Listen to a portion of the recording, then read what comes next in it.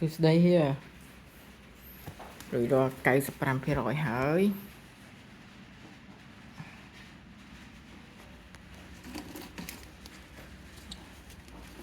នៅតែស្អែកបំពាក់ឈ្នាន់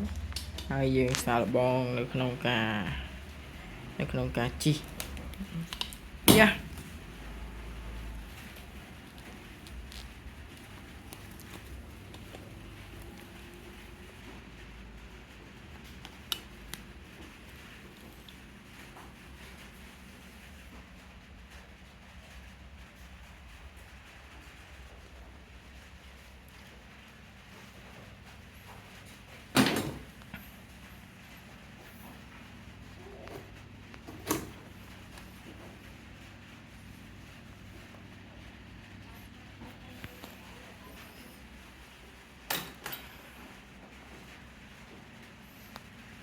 អូខេ